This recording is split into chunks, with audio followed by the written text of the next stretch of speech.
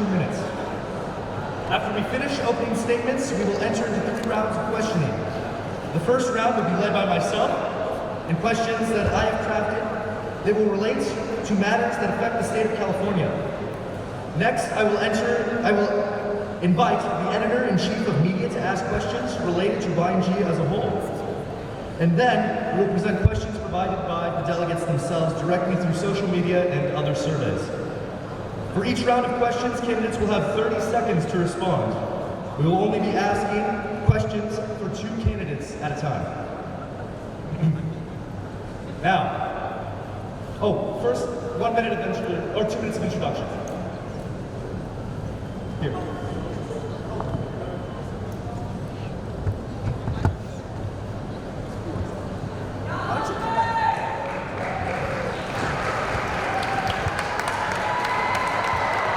Hello, youth and government. My name is from the Crescenta Valley Family YMCA,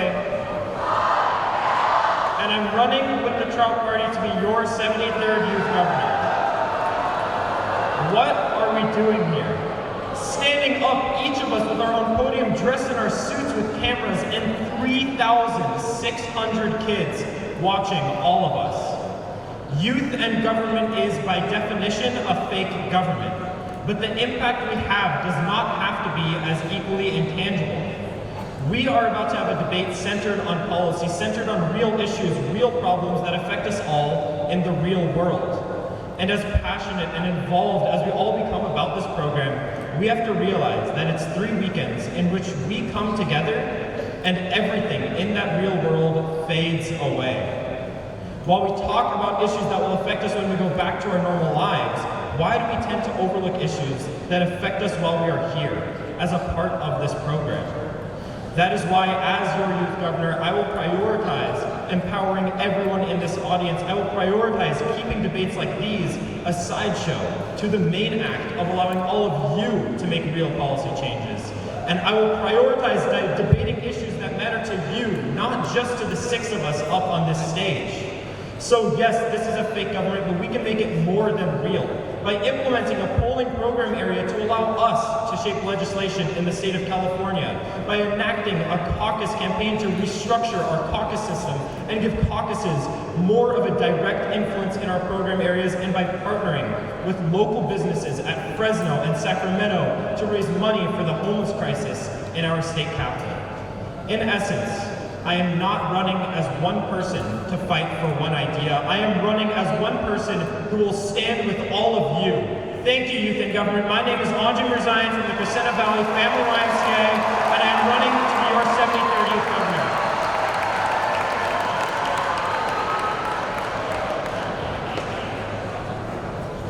Hello, YMG. My name is Emma Perosa from Epic SGV. My pronouns are she, her, and I'm running with the Redwood Party to serve as your 73rd youth governor. I did not choose this fate. We did not choose this fate, to be seated in a dying race, to be born in a world where as children we must take to the streets and demand for our government to give us a future. When our breathing becomes wheezing from toxic emissions, they do nothing. When animals lay dying on our shores, suffocating in thick coffins of tar, being ignored, they do nothing. We need change. We have seen the science, and yet we rest our reliance on 16-year-old Greta, because our nation and state are guilty of raising us on their fossil fuel diets. Enough is enough, and we must be the last generation to endure this environmental degradation. But the real question is, how do we get there? We cannot just be those activists that point fingers at lawmakers and attack and attack and attack. If we have plans in place, legislators will not categorize us in that woke culture that Obama just identified, but instead in a bipartisan, active community that pushes for tangible change, like phasing out gas-powered vehicles by 2030, or banning styrofoam. However, this change can be raised to another level. Currently, we have 3,000 passionate youth and government delegates. Most of us have marched and protested for climate change. And yes, the government has not done enough. So now it's our turn. We must model the sustainability we wish to see in the world. For example, reduce your plastic waste by bringing sustainable dinnerware. Last conference, 500 5 of my friends and I brought mess kits, and we saved over 50 pieces of plastic. These actions allow us to become the agents of change that genuinely live what we preach. And as your 73rd Youth Governor, we will fight for climate justice and lead this generation into a new and sustainable era. Thank you, Youth in Government. My name is Emma Barosa from Epic SGB, and I'm running for the Redwood Party to serve as your next 73rd Youth Governor. Thank you all so much.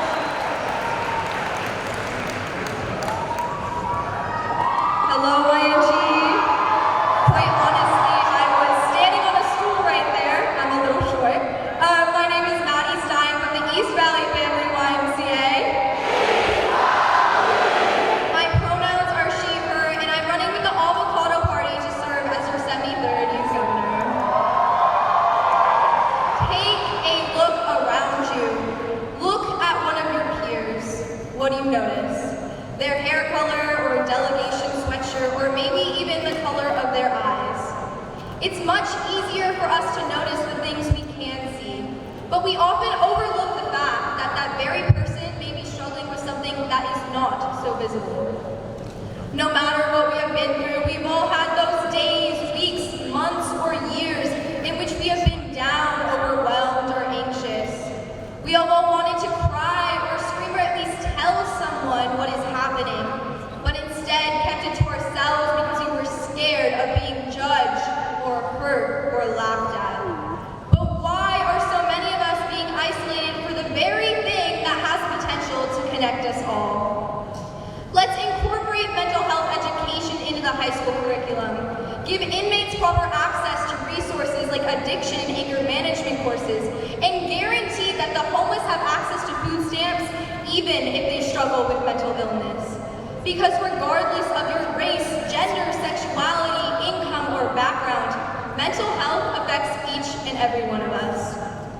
YNG, we have the power to reduce the stigma surrounding mental health today. Look at the people around you.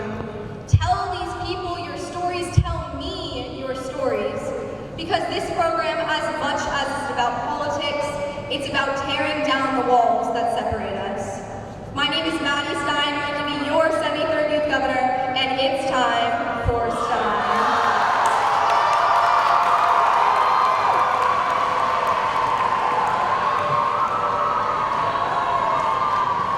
What's up, Youth in Government? My name is Thomas Schramm from the East Valley Family YMCA, running with the Gold Party to serve as your 73rd Youth Governor. I want to talk about promises. Far too often, politicians in our state make empty promises. They lie to us and guarantee monumental changes, but once elected, they do nothing. This same practice of pointless promises has seeped into our own program. We see candidates explaining how they will cause an everlasting impact on the program once in office.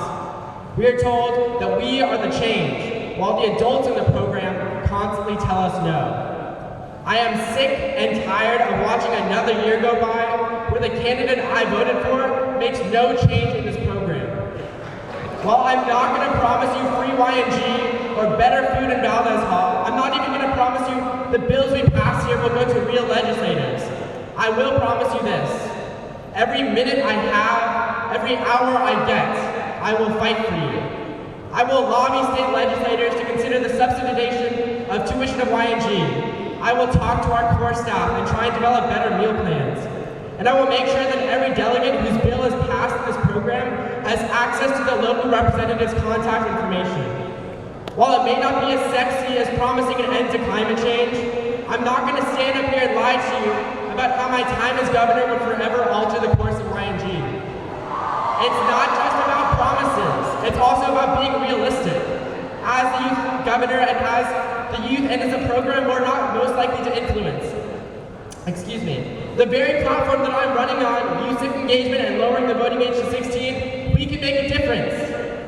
We can talk about climate change and the wealth gap, both of which are incredibly important issues, but we actually have a say in the civic engagement of California's youth. We can be the ones to raise our voices and demand that we are heard by older generations. We are the ones who can host voter registration drives and promote political engagement within our schools. Remember, Thomas keeps his promise.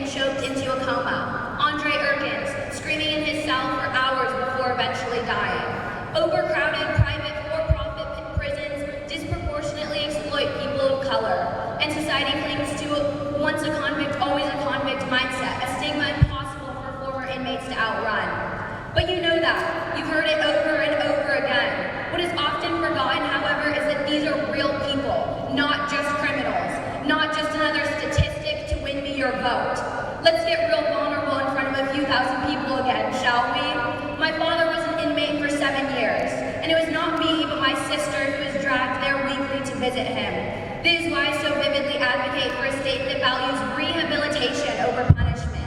One that allows people to go into the world as a reintegrated benefit to society, not outcasts with a higher rate of recidivism than not. Why dream of a California where another mother doesn't have to provide for a family single-handedly, working long hours to make ends meet because the system chokes out the lower class and minorities?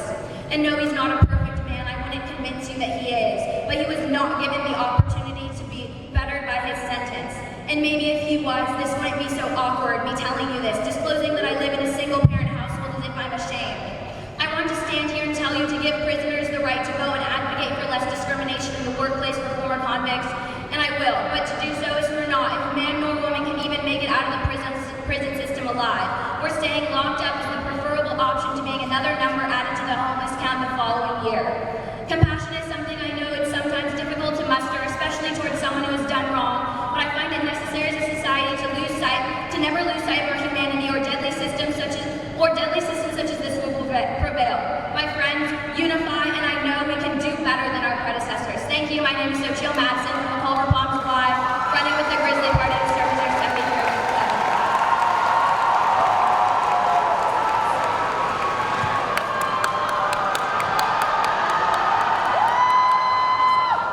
Hey YNG, my name is Zach App from the Collins and Katz family YMCA. I use he, him pronouns, and I'm running with the Poppy Party to serve as your 73rd youth governor. We are all entitled to our own facts, to our own opinions, but not to our own facts. The recent rise of blatant misinformation threatens the very foundation of our democracy.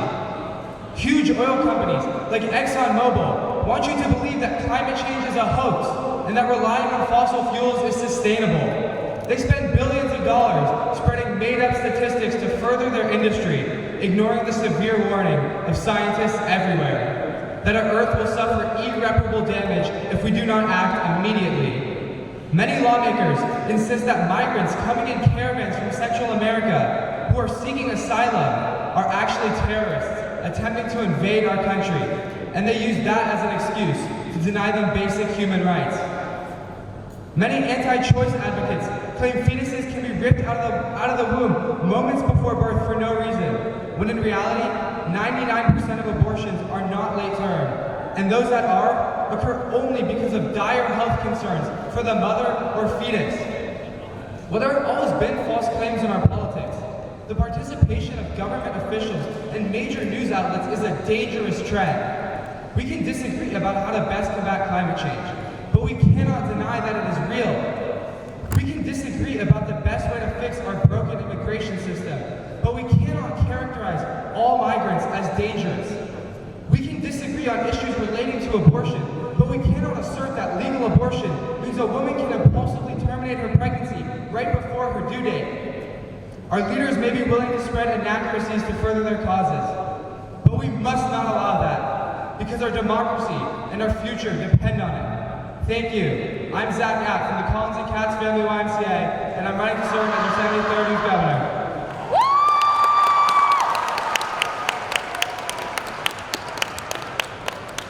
Good job to all the candidates. Great job. Now, let us begin with questions that have been crafted by me personally, the Secretary of State, and my office, related to matters that affect the state. For all the candidates, please use the mics that are present or pass them around. The green mics right there. Yeah. All right. So this first question is for Andre and Emma. Question 1. Artificial intelligence has been estimated to replace anywhere between 50 to 70% of all jobs, most of which compose the lower middle class and paycheck-to-paycheck jobs. In your opinion, will artificial intelligence be liberating or constraining?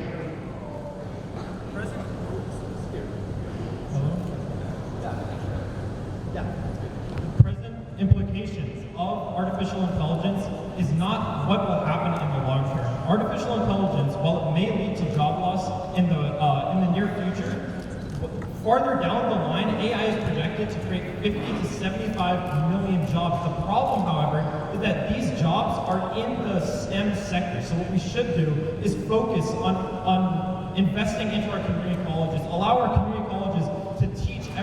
to do these STEM jobs. We don't need more CEOs. We don't need jobs like that. What we need are jobs in the STEM field. So we should redirect the job market that we are targeting with our students and put them towards investing in technology, engineering, and science and mathematics.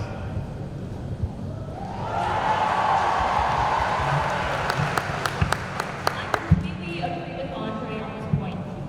However, it matters about how the state of California deals with this problem. This transition may be drastic, right? From a lot of labor jobs to automation.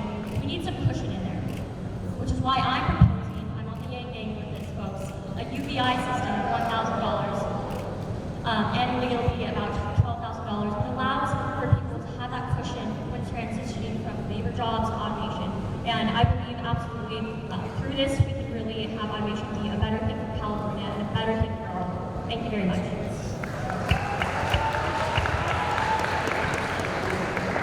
All right, Joel. This next question is for Maddie and Thomas. 70s, and inflation has made economic mobility nearly impossible. How will Californians adjust to these new economic realities? Will an entirely new economic system need to be constructed? And if points of clarification, just ask me if you need clarification. I believe that we need to be putting our working families first. We need to be putting our poorer communities, the lower income communities, making sure that they have access to the things they need. We need to make sure that their wages are being properly associated with what they need to survive. Now, whether that may be creating a federal minimum wage, but then adjusting it by district. So say you live in Los Angeles, you need to make a different amount of income to provide for yourself and your family than you do, say, in Fresno. It's important that we're addressing this, that we're focusing on mom and pop businesses, helping our communities first. If we are giving them opportunities, less tax breaks for the rich, more for these mom and pop businesses, we are going to be allowing these communities to thrive. And when our communities I'm sorry, thrive, but the speaker's time has elapsed. Thank you.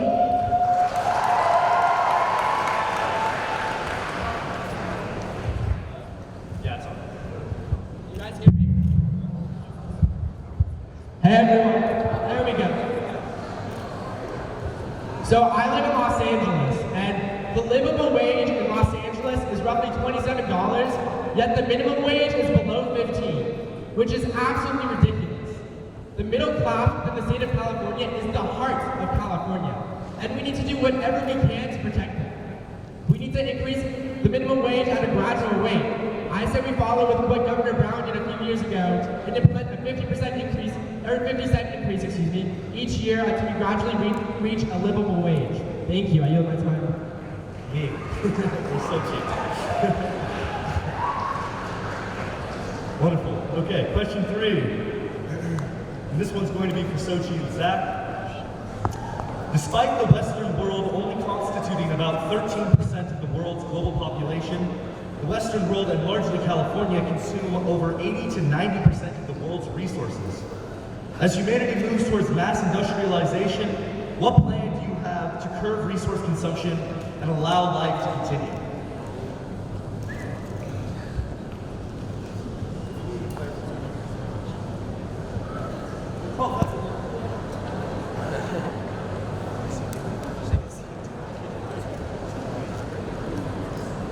Here's the question right here.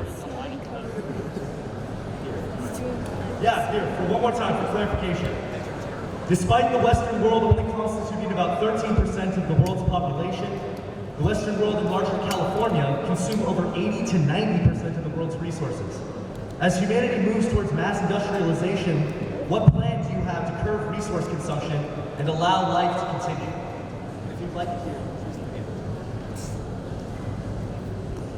We need resources to go to the lower classes rather than these huge businesses that are taking up all of our water supply and polluting our environment and genuinely just not providing for Americans, because there's this lower class that's not getting access to these materials and these resources, and they need to be provided for, and welfare needs to be expanded to include these people. Thank you.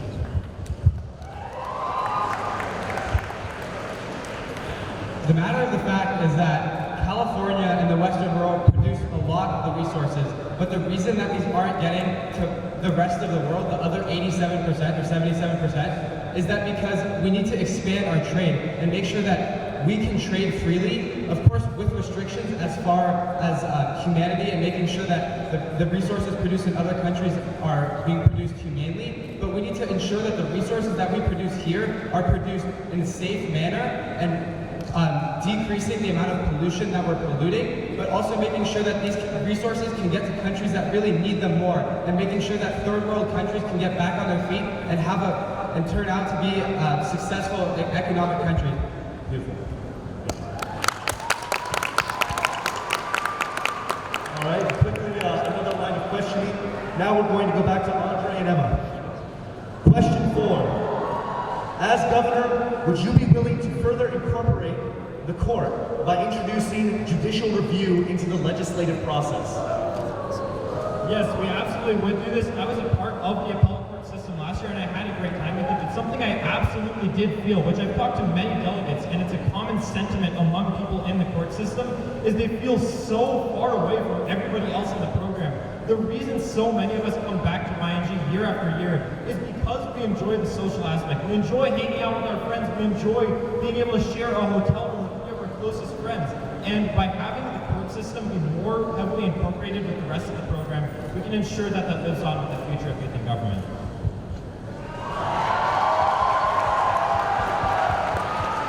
I absolutely support this. Last year, I was chief clerk of the Gold Assembly, and I really noticed that a lot of the legislation that was proposed lacked a lot of constitutionality, and a lot of times delegates were just debating on whether it's constitutional or not. And we need this judicial review so that way we can stop wasting that precious time on the actual debate, whether we really want this law. And also, what Andre said, we need to truly band together the judicial side of YMG as well as the legislative side of YMG. So I'm absolutely in support of this. Thank you very much. Good answer, good answer. All right, second to last question on my end. Question 5. This is for Maddie and Thomas.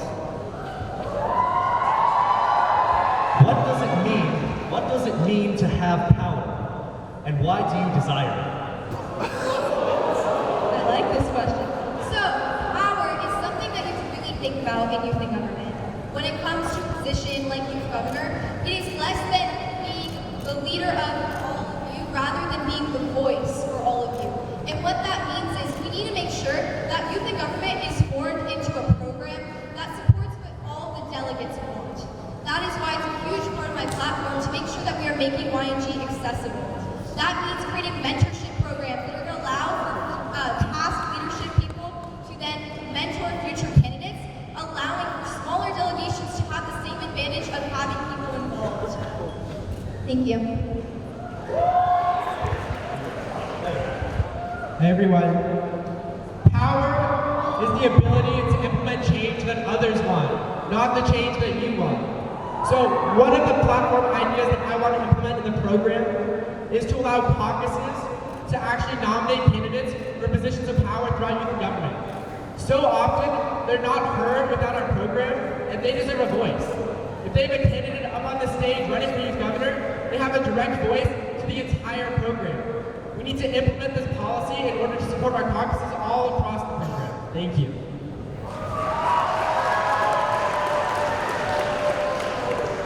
And last question. This one is, of course, for Sochi and Zach. As a governor, what role do you think caucuses play? Would you be willing to expand the power of caucuses to incorporate caucus legislation and inter-caucus debate? I think that caucuses are one of the most important parts of our program because they represent the minority, and the minority is the one who really needs the voice to be brought to the forefront. And I most definitely, one of my main planks is to expand caucuses and have them be able to actually speak to the board of directors at the Y, because that's who can ultimately get things done and give them a bigger voice within the program. I also think that debates between caucuses should be allowed, but only if each caucus is comfortable with that, because I don't want to put any caucuses in an uncomfortable position. But I definitely think that there needs to be a common theme of intersection sorry, but the speaker's time has elapsed. I totally agree as well. I think caucuses are one of the most important aspects of this program because they can gather the people who have similar experiences and similar backgrounds and similar takes on the program and have them have a voice. But I think that voice currently isn't enough because caucuses don't really have any power except for gathering people. So if I'm governor, I want to make sure that caucuses can propose bills, propose anything to all the program areas, and really make sure that the voices of the people who can't express their voice as much as others, that they can be heard. And I think that if we empower caucuses, then that can make sure that every delegate in this program feels comfortable and feels heard.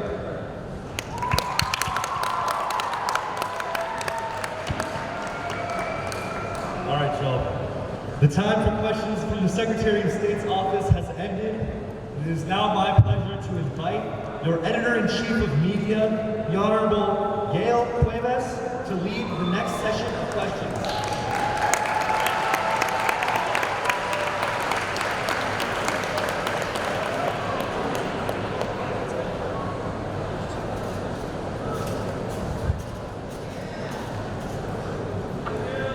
Thank you, Mr. Secretary. In this next round of questions, the same rule will apply. All candidates will have 30 seconds to respond to the following questions. We'll begin with Sochi and Zach. Question number 1. What will you do to make sure delegates feel included?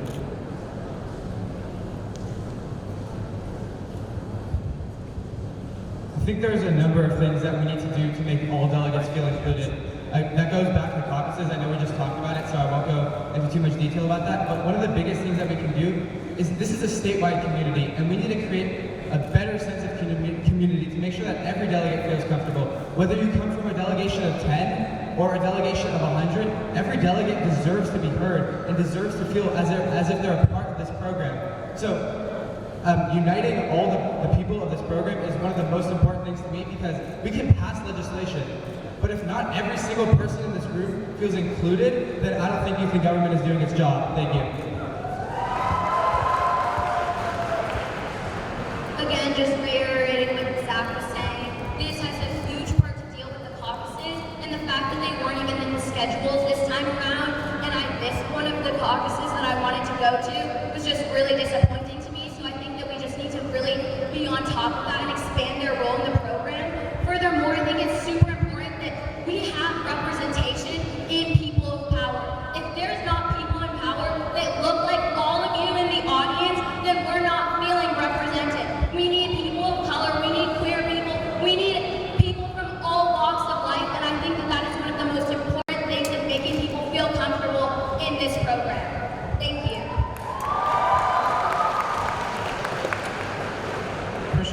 This question is from Maddie and Thomas. Question number 2. What do you think are the social problems with delegations and how will we address them? What do you think are the social problems with the delegations and how will you address them?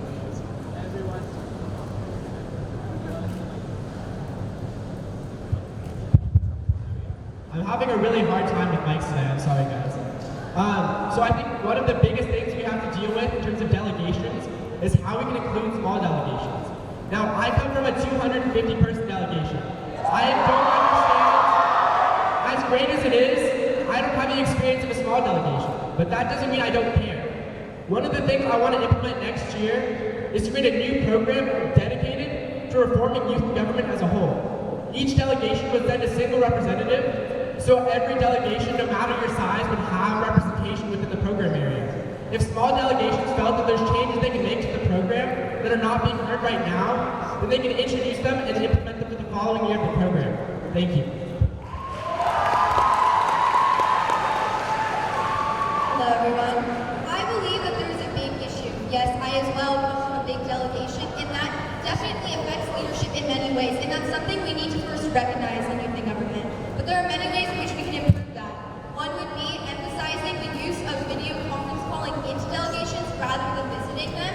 What this will do is allow for small delegations from Northern California, Central California, Southern California, to all have the same access to other delegations to still have their voices heard. In addition, we need to continue with the spirit. The We Got spirit at the beginning of joint session is one of my favorite parts about youth and government. We need to expand that, allow for students delegates to have conversations and create an environment in which we all feel accepted. Thank you. The next question will be for Andre and Emma. Question number 3. What makes you passionate about your plans? What makes you passionate about your plans?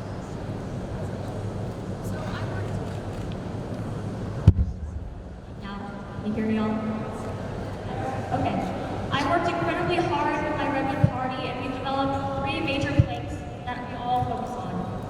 Number 1, climate change, as written in my speech. Number 2, healthcare, as support Medicare for all. And number 3, fiscal responsibility. That means I currently don't know how to file my taxes because a lot of our classes that we learn don't teach us the basic things that we need as an adult. So when I sit down with Governor Newsom as your 73rd governor, these 3 planks are what I'm going to bring up first, because ultimately, we will learn and we will voice our opinions, so that way the actual government realizes what we need as this generation. Thank you very much. What makes me so passionate about my planks is that it's supported by the delegates that I speak to. Every delegate I talk to inspires me when I think about my polling program area, which will ask all of you what issues matter the most to you and how you want to address them. Similarly, my caucus campaign is an initiative that will allow every single caucus to give 1 bill to ledge houses, 1 proposal to NIC, and 1 constitutional amendment to SponCon. This is a policy that will allow caucuses and minority delegates to have their opinions and their beliefs be felt throughout the entire program of YMG, and that's what makes me so passionate about my plans.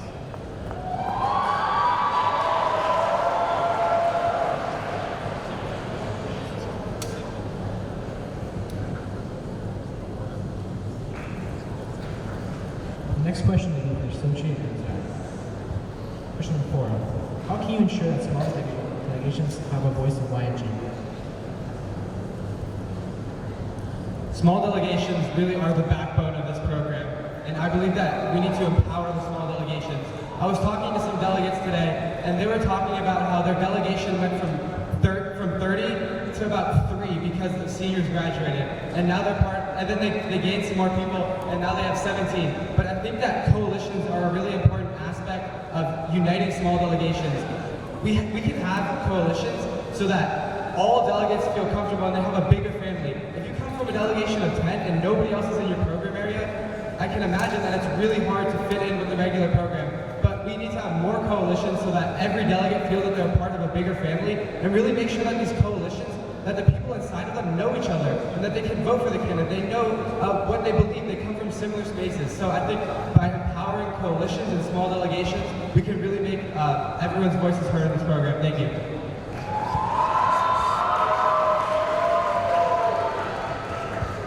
So I think that one thing that would really help this issue is if small delegations, not just ones that were close to each other, but when they came to conferences, they were allowed to make a cluster, even if they were from completely different parts of California. And I think that would even help build friendships and connections that are just able to go across city lines, because then, as Zach was saying, you have other people to rely on other than just 4 other people in your delegations. And obviously, asking smaller delegations, I come from a pretty big delegation, so I want your input. If you come from a small delegation, if you have anything more to add, please come up to me, any of us, tell us what you think and how to fix that. Thank you.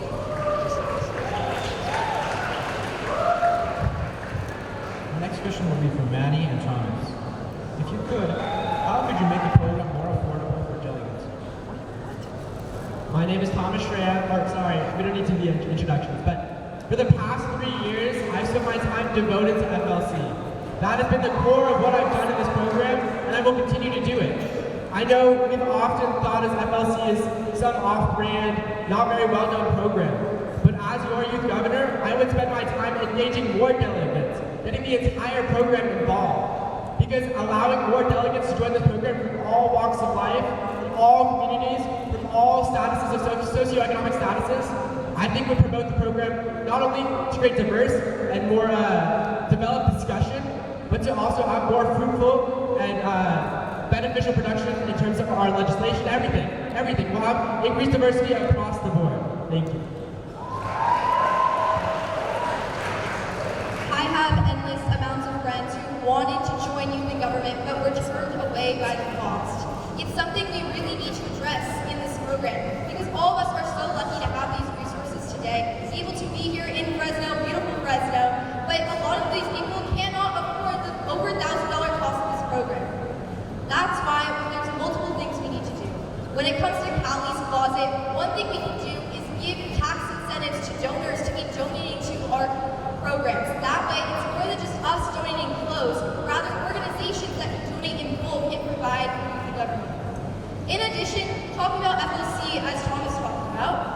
need to make FLC into something similar to a caucus.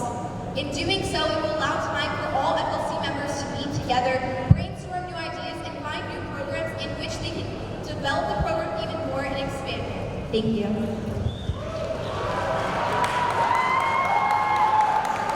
The last question will be from Andre and Emma.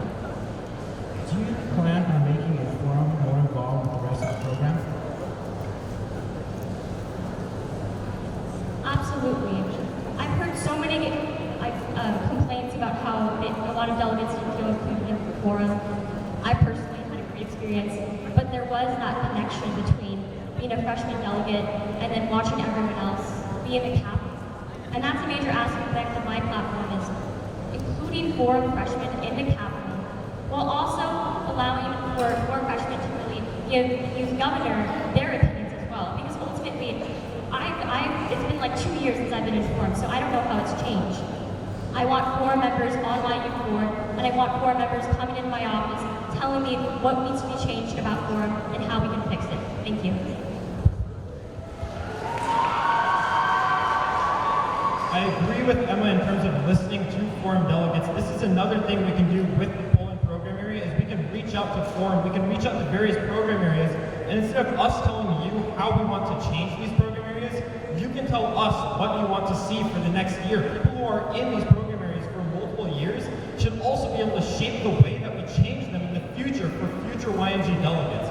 And that's how we can better all program areas, not just forum, but NIC, PonCon, Ledge Houses, every single program area that we all know and love can be improved by implementing the polling program area on a wide scale across youth and government. The time for questions from the Chief has ended. It is now my pleasure to invite back to stage your 72nd Secretary of State, Nate Lynn.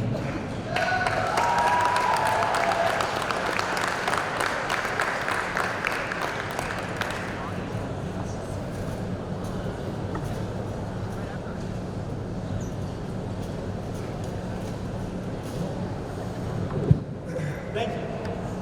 It is now in order to present questions submitted by delegates directly. And so we will begin again with Andre and Emma. Question 1.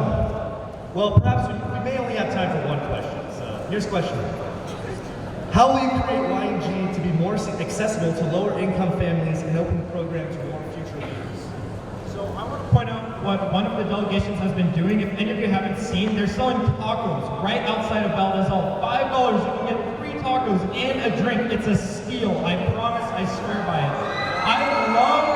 I love this idea because they're incentivizing, localizing financial aid for delegates. Every single delegation should choose the best way that they can provide financial assistance to their delegates so that they can have more diversity and lower income families joining our program. For example, at my delegation for Center Valley YMCA, we sell Christmas trees during the Christmas time, and that money goes towards financial aid, and it allows many of our delegates to join this program who otherwise wouldn't be able to.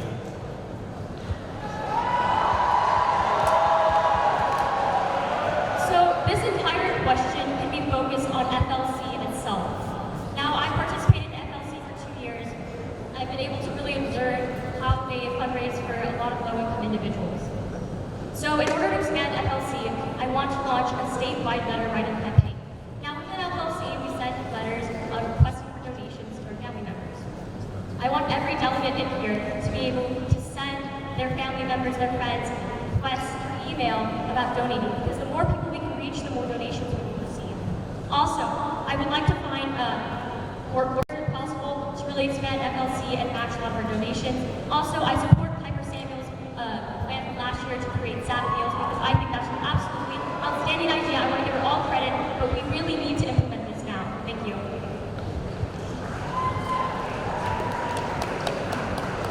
All right. Now a question for Madigan Thomas from Alexander Avila of Downey Southgate Delegation. They ask, what will you do to combat the vaping epidemic? And reminder, please keep your remarks to 30 seconds. The vaping epidemic is definitely something that we've seen grow within the past few years, and something that's directly affecting a lot of people in this room. Rather, though, than punishing these people and yelling at them and telling them what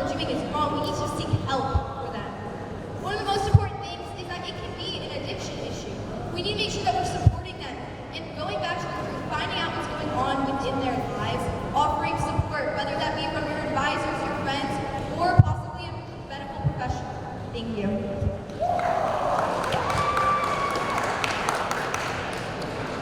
Hey everyone. So I think the best way that we can address the vaping crisis is through education. Education is the way that we can address every crisis. But specifically for vaping, we can actually find studies, research the effects of vaping on individuals, see how it affects your lungs, see how it affects your body organs. Because in the future, we can understand how vaping works and how it affects your body. So if we educate delegates within our program, educate kids within our schools, educate our entire state about the crisis that's going on and how it affects your body, then I think we can actually address the crisis as a whole. Thank you.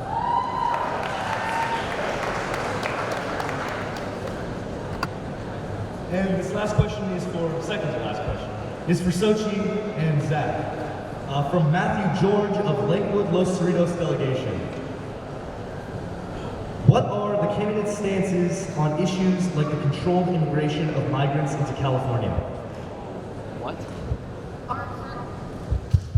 Our current system of regulating immigration is not working. Keeping children in camps and not giving people proper trials, it's awful. And people that are trying to seek asylum coming into America and California, they're being picked up at the border when they aren't allowed access by huge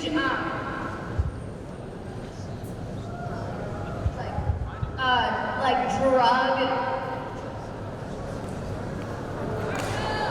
cartels. And it's just being really problematic. And a lot of people have died at the border, not just because of these camps and unsanitary and unsafe conditions, but also because of these violent criminals that are having easy access to a bunch of people seeking asylum. Thank you. A big reason for the crisis that we have at our border is because it is so hard to come to this country. Sometimes it takes over 20 years to get a visa to come into this country.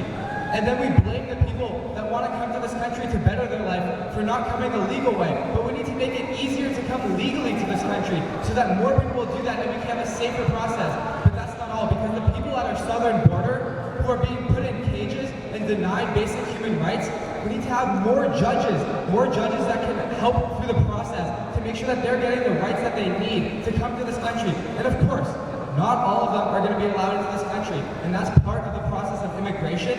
But with more judges, we can make sure that the process is more controlled and that we're not denying people their basic human rights because they're seeking a better life for their families.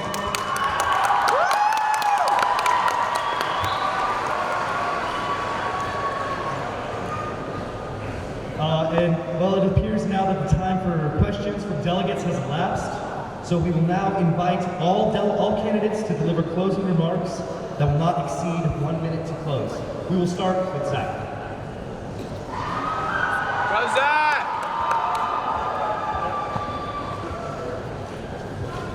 Hey guys, I'm Zach App from the Collins and Katz Family YMCA. I use he, him pronouns, and I'm running to serve as your 73rd governor. This position is not about me. The changes that I want to make into this program are my ideas, but that's not limited to me, because ultimately, the 3,100 of your voices are way more powerful than mine. I can say what I want up here, but it doesn't mean anything if you guys aren't the ones that are having the real power in the end. So I encourage you all to come up to me, because I want to hear your ideas, whether it's your first year in the program and you're informed and you're confused, or it's your 4th year in the program and you have some advice about a different program area that you've been in. I want to hear everything, because that's the only way that we can make this program the best it can be for everyone. So thank you, and I appreciate all the support and everyone who's talking to me this weekend.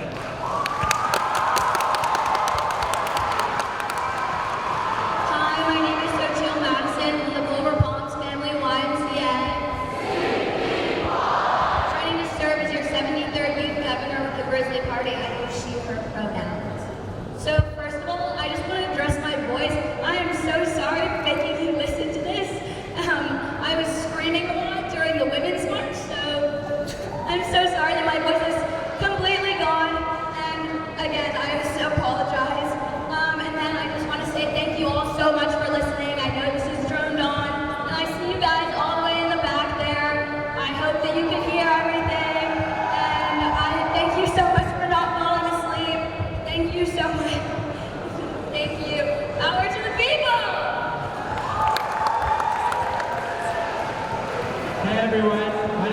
from the East Valley Family YMCA, running with the Gold Party, and I'm running to serve as your 73rd Youth Governor. I just wanted to speak from the heart and say thank you.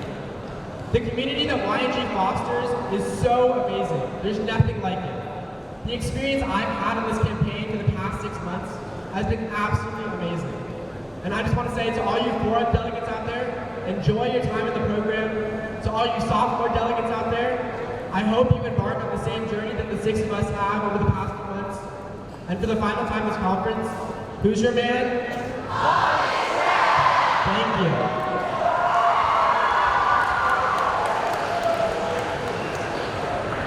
Hello, YNG. My name is Maddie Stein from the East Valley Family YMCA.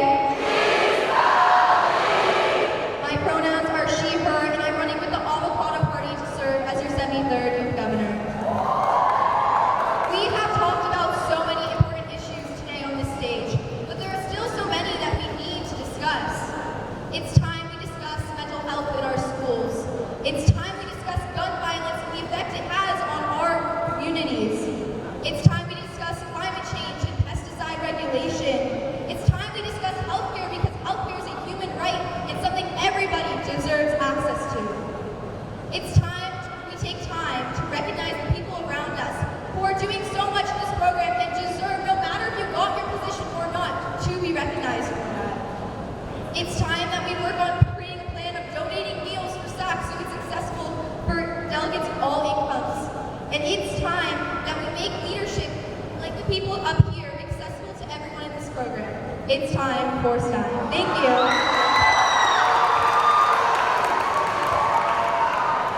Hello, YNG. My name is Emma Perosa from Epic SGB. My pronouns are she, her, and I'm running with the Redwood Party to serve as your 73rd Governor. In 2012, my small town of Mandora almost burned down in a deadly fire. I remember that moment of running for my life from my house, and at that moment that I fight justice. We all come from different experiences. We all are passionate about different issues, from homelessness to taxing the rich. But ultimately, as your 73rd Youth Governor, I will marry all of our ideas, all of our issues, into one packed, unstoppable youth and government program that serves not as a model legislative report, but as a model for our current government. My name is Emma Perosa from Epic SGB, and I'm ready to serve as your 73rd Youth Governor. Please remember, Emma beat the redwood tree. Thank you. Hello, Youth and Government. My name is Andre Resign from the Crescenta Valley YMCA. And I'm running to be your 73rd Youth Governor. I want to address what I would see as being the elephant in the room during this stage. And that is me representing the Trout Party. I believe that this is a topic which has stirred lots of controversy throughout this conference and throughout the last 3 years of this program. But I want to clear the air about what our party feels like it represents. We feel that it is a sentiment shared among all of us, a feeling of not being heard, a feeling of not being listened to. This is something that the QDC can talk about. This is something that the delegates of Color Caucus can also feel. This is something that all of us have felt as a program. And my policies will institute changes such as the polling program area, which will listen to all of you, such as the caucus campaign, which will listen to the minority delegates in this program to ensure that we are all heard, that we are all represented, and that we all have an amazing time in this program. Thank you all so much for this opportunity. My name is Andre Resign from the Crescenta Valley Family YMCA, and I'm running to be your 73rd Youth Governor.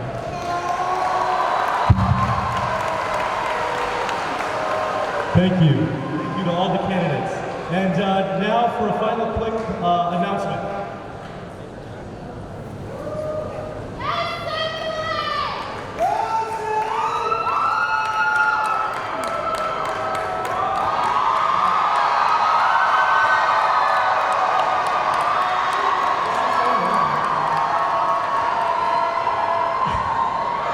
Hi, I'm Zen here from the East Valley Family YMCA. And I'm one of the co-chairs for Delegates of Color Caucus, and so I'm here. So pretty much for those of you that don't know what caucuses are, even though you've heard them mentioned a lot, it's basically a safe place for us delegates to speak our mind and begin to feel empowered in the program. And so there's some caucuses happening tonight. So at dinner from 6:30 to 7:30, there's the Delegates of Color Caucus in Salon B in the Doubletree. And then there's Conservative Delegates Caucus happening in the Doubletree Salon CD at 7:30 to 8:30. And then there's a new caucus, Socialist Delegate Caucus, in Valdez Hall, Great Road from 7:30 to 8:30. So if you identify with any of these groups or just want to learn and listen, we strongly encourage you to join us. Thank you.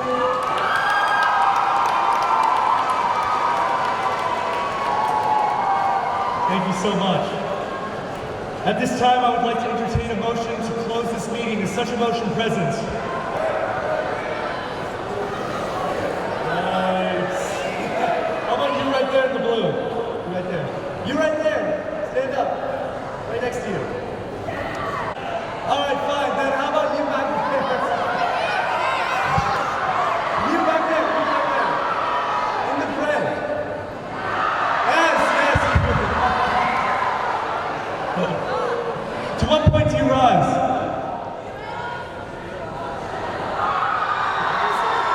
Oh, to make a motion. Please rise, state your name, why, and your motion. Wait, what? Wait.